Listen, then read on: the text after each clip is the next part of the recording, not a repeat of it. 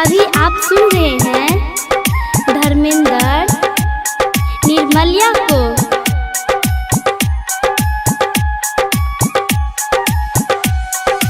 माँ Gayatri recording studio.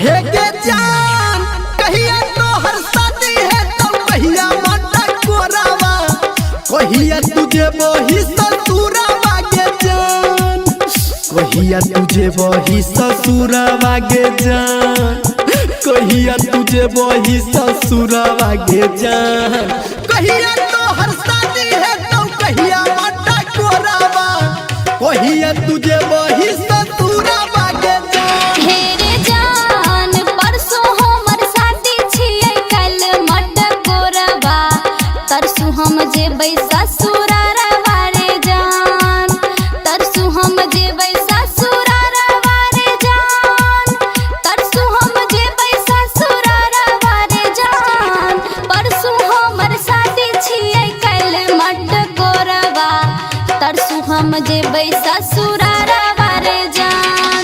DJ good Madhubani, DJ good Madhubani, DJ good Madhubani.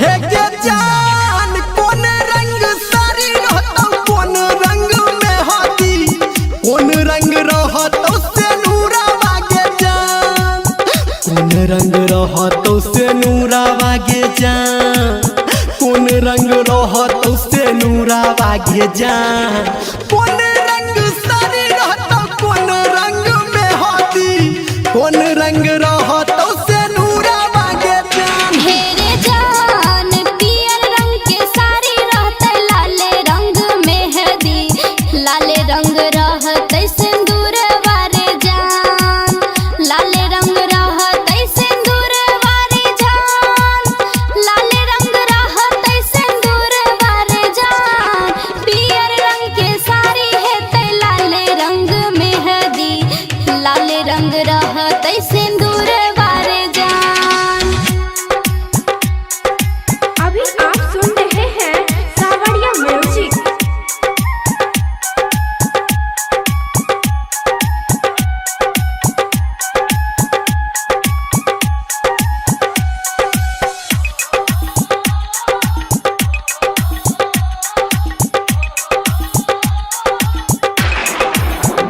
हे के जान कथी के परवा बनतौ, कथी के ओहारावा, करतौ के कन्या दानवा गे जान, करतौ के कन्या दानवा गे जान, करतौ के कन्या दानवा गे जान, आ कथी के परवा बनतौ, कथी के ओहारावा, के करतौ तोहर कन्या दानवा गे जान। हेरे जान बास के मरवा बनते पियर रंग ओहरबा, बाबूजी करते कन्यादानवा रे जान, बाबूजी करते कन्यादानवा रे जान, बाबूजी करते कन्यादानवा रे जान, बास के मरवा बनते पियर रंग ओहरबा, बाबूजी करते कन्यादानवा रे जान। डीजे गुड मधुबनी,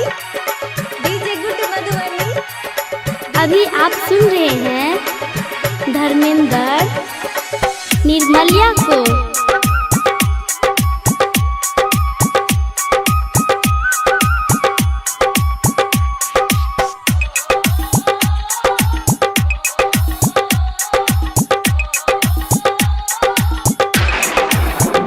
हे के जान हमारा बिसैरी जेबे जाके कि ससुरावा, आ मनवा में लागे हमरा डरावा गे जान, मनवा में लागे हमरा डरावा गे जान, मनवा में लागे हमरा डरावा गे जान,